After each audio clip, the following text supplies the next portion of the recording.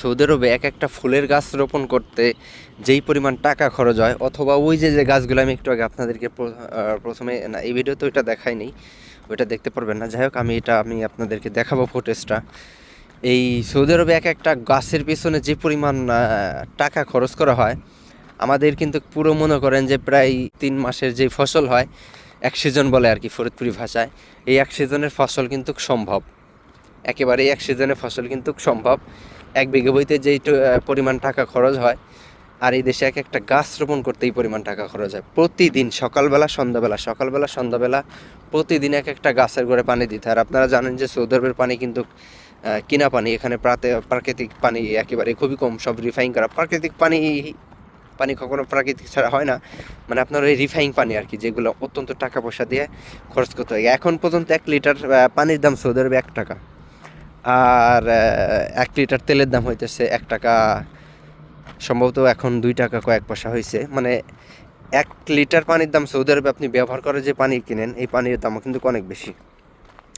এই যে দেখেন প্রাকৃতিক মরুভূমি একেবারে, এগুলা যে কত বছর আগের পড়ে আছে এরকম আল্লাহ মাহমুদ ভালোই জানে। কারণ এখানে বিগত কিছুদিন আগে কিন্তু এরকম ছিল না, এখানে প্রচুর পরিমাণ খালখুন্দা আরও বেশি ছিল। এই যে দেখেন, আসলাম মরুভূমিতে আপনাদেরকে এগুলো দেখানোর জন্য।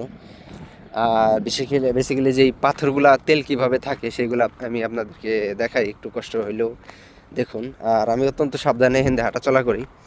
এই যে দেখেন এখানে গাছ আছে, প্রাকৃতিক যে গাছ। এখন একটু কড়া রোদ চলতেছে, যার প্রয়োজনে কিন্তু একটু এগুলো মরা মরা ভাব হয়েছে। এগুলো কিন্তু মরুভূমিতে কিন্তু এগুলো উটের খুবই পছন্দময় একটা খাবার, অত্যন্ত পছন্দের একটা খাবার। এই যে প্রত্যেকটাই কিন্তু ফুল ধরে আছে, আর এই ফুলগুলো কিন্তু কুটে অনেক বেশি পরিমাণ পছন্দ করে। এইগুলো কাটা, প্রচুর কাটা গাছে।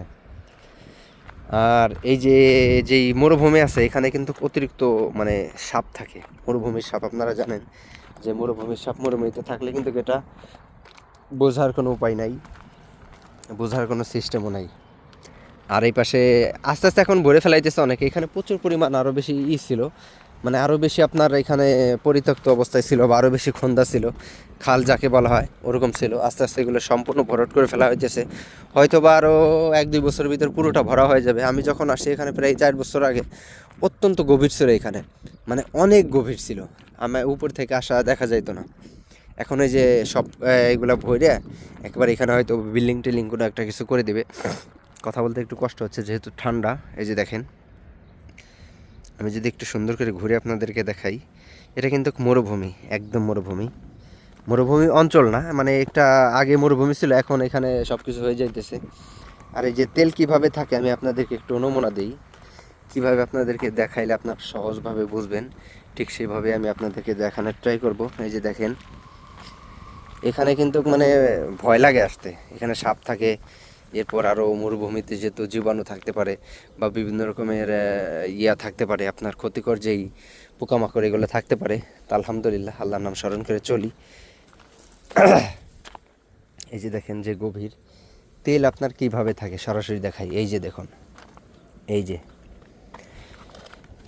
এটা যদিও কোনো ওরকম ফ্যাক্টরি না, এই যে যে ইয়াগুলো আবরণগুলো দেখতেছেন, সৌদি আরবে আপনি হাজার হাজার হাজার হাজার মিটার গভীরে খুঁজবেন, সেম কিন্তু এরকমভাবেই এই অবস্থা পাথর দেখতে পাবেন। তাছাড়া আপনার চোখে কোনো কিছু পড়বে না।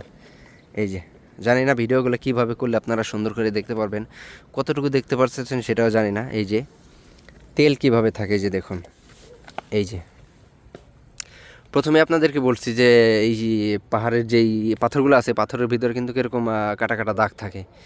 এই যে দেখেন তেলগুলা কিন্তু এই জায়গা দিয়ে থাকে, একেবারে এইরকম প্রতিটা পাথরের ভিতরে কিন্তু তেল থাকে। এই যে আমি আপনাদেরকে পুরোটা হাতে নাতে দেখাইলাম, একেবারে সুন্দরভাবে দেখাইলাম।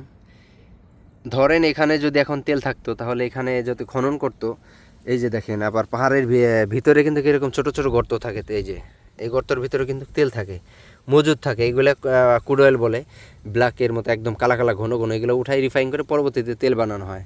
আর এগুলো প্রসেস আপনারা ভিডিওতে দেখে নিতে পারেন, ইউটিউবে অনেক ভালো ভালো মানুষের ভিডিও আছে যেগুলো সুন্দরভাবে বোঝাইছে কীভাবে থাকে, সেগুলো আমি আপনাদেরকে দেখালাম। এই যে অত্যন্ত শক্তিশালী এই যে পাথর দেখেন, পাথর তো পাথরই, অত্যন্ত শক্তিশালী এবং শক্তপোক্ত।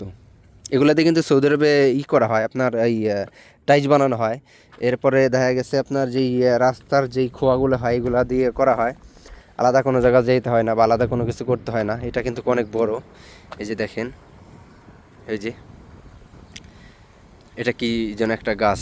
তো যাই হোক, অনেকেই বলছিলেন মরুভূমির ভিডিও করতে, কারণ আমার ফার্স্টের চ্যানেলের এই ভিডিওগুলো যখন চ্যানেলের ভিতরে সাবস্ক্রাইবার ছিল আপনার 1000-1500, তখন থেকে কিন্তু এই মরুভূমির মধ্যে আমি এই ভিডিওগুলো করতাম। মার্শাল্লাহ, বাম পাশ দিয়ে বিমান যাইতেছে দেখেন। আশা করি পুরোটাই দেখাতে পারবো আমি। এই যে কেবলমাত্র 5x গুণ জুম করছি, আমি এখন 10x করলাম। আমি যে ফোনটা দিয়ে ভিডিও করতেছি, এই যে দেখেন 20x, আরও আছে জুম, আরও আছে। মানে এত বেশি জুম আছে মোবাইলের ভিতরে, পুরো জুম টান দিলে আমি ধরে রাখতে পারি না শুধু মোবাইল। দেখেন কি পরিমাণ জুম করছিলাম, বিমান কত দূরে, তারপরে চলে আসছে একদম কিনারে। যাই হোক, ভিডিওটা অনেক লং হয়ে যাইতেছে। যদি সৌদি আরব রিলেটেড কোনো কিছু জানার আপনাদের প্রয়োজন মনে হয়, অবশ্যই আমাকে আপনারা বলতে পারেন। আমি সেই ধরনের ভিডিও আপনাদেরকে দেওয়ার চেষ্টা করব বা ট্রাই করব। আর এখানে বাইরে আসার আরও অন্য রকমের কারণ আছে, কারণ আমার বর্তমানে প্রচুর পরিমাণ ঠান্ডা, একেবারেই ঠান্ডা, এগুলো যাইতেছে না কোনোভাবেই। আজকে প্রায় 15 দিনের উপর হয়ে গেল। বাংলাদেশে ঠান্ডা লাগলে সর্বোচ্চ 1 সপ্তাহ বা সর্বোচ্চ দেখা গেছে 7-8 দিনের মধ্যে এটা কন্ট্রোলে চলে আসে। আর আমার প্রায় আজকে 15 দিনের উপরে শরীর সুস্থই হয় না, কারণ ঠান্ডা সারা রাত এসির ভিতরে থাকতে হয়। দিনের বেলা যাই কেটে টুকটাক করে বাইরে ঘুরি ফিরি, কাজ বাজ করি, দেখা গেছে যে আবার রাত্রেবেলা যা তাই হয়ে যায়। তা এখন আর রাগ করে ওষুধপাতি কোনো কিছুই খাইতেছি না, কারণ ওষুধ খাইলে এগুলা একবার কমে, একবার বাড়ে, একবার কমে। তাই এই কারণে রোদের মধ্যে ঘোরার জন্য আসলাম। আর যাদের সৌদি আরবে আছেন যারা, বা যারা আসবেন, যখন আপনার ঠান্ডা লাগবে সবসময় চেষ্টা করবেন ঠান্ডার ভিতরে যেন হাত পাও বেশি না ভেজানোর জন্য। অথবা আমার সমস্যাটা হয়েছে, আমি ফজরের নামাজ পড়তাম এই শীতের দিনে কোনো সমস্যা হয় না, কারণ শীতের দিনে রুম এর মধ্যে এসি একটা চলে, অতটা বেশি ঠান্ডা মনে হয় না। কিন্তু এই গরমের দিন যখন আসছে, ফজর নামাজ যখন পড়তাম, মানে আমি তো মসজিদে না যায় নিজের ঘরেই নামাজ পড়তাম, কারণ বর্তমান চেক মেক অনেক ঝামেলা, যার প্রয়োজন আমি ওখানে যাইতাম না।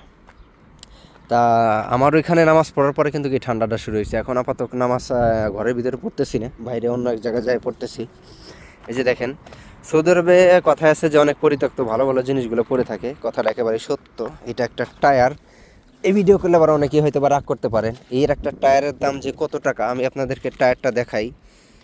টায়ারটা ফেলাই দিছে, টায়ারে কোনো রকম কোনো স্পট নাই, একেবারে ফ্রেশ টায়ার। স্পটের ভিতরে এই যে সামান্য একটু স্পট পড়ছে, এই যে দেখেন। কথা আছে যে সৌদি আরবের যে কোনো একটা জিনিস নষ্ট হওয়ার সাথে সাথে ফেলে দেয়। যে দেখেন, এইখানে ছোট্ট একটা স্পট পড়ার জন্য কিন্তু এই পুরো টায়ারটা বাতিল। জানি না এটা বাংলাদেশ থাকলে পরে রিফাইন করা যাইতো কিনা, সম্ভবত রিফাইন করে এটা যাইতো না। এই যে ছোট্ট একটা ফুটো হয়েছে এখানে, পুরো টায়ারটাই ফেলে দিছে। কারণ এগুলো হচ্ছে টিউবলেস টায়ার, বড় বড় হাই কোয়ালিটি দামি গাড়ির টায়ার এগুলো। আবারও দেখাই। আর এই টায়ারের ভিতরে কিন্তু হাদিদ থাকে, হাদিদ বলতে লোহা থাকে, কমপক্ষে 10 কেজি বা 5 কেজি লোহা থাকে এগুলোর ভিতরে। 5 কেজি লোহা এটা পুরাই যদি গলায় বের করেন, তাহলে আপনি 5 কেজি লোহা বর্তমানে বিক্রি করতে পারবেন প্রায় অনেক টাকা। 1 টাকায় 30 টাকা, একটা 10 প্রায় 300-400 টাকার ওখানে লোহা রয়েছে। এই যেগুলা, এই যেরকম যে জালিগুলা থাকে না, এই যে এই জালিগুলা কিন্তু মোটা মোটা আকারে থাকে, গুণ আকারে থাকে। আর এই টায়ারের ভিতরে যে ইয়াগুলো থাকে, রডগুলো থাকে, এগুলো কিন্তু অত্যন্ত ভারী এবং সেই সাথে শক্ত অনেক। এখানে আগে অনেক এরকম ফেলাইতো, এখন একটু কম ফেলাইছে। দেখেন বৃষ্টি নামছে, গত 1-2 দিন আগেও বৃষ্টি নামছে, সেগুলোর সাক্ষ্য প্রমাণ এখানে আছে। এই যে বৃষ্টি মার্শাল্লাহ প্রতিদিনই এখন হইতেছে, মোটামুটি 1-2 দিন পর বৃষ্টি হইতেছে। ইচ্ছা ছিল আপনাদের মরুভূমি দেখানোর জন্য, যে যার প্রয়োজনে দেখালাম। যদি ভিডিওতে কোনো ভুলভাল তথ্য দিয়ে থাকি, সবসময় ক্ষমা করবেন, ক্ষমা দৃষ্টিতে দেখবেন, কারণ ভুল হয়ে যাইতেই পারে। কারণ যেহেতু আমার কোনো মুখস্থ কথা না।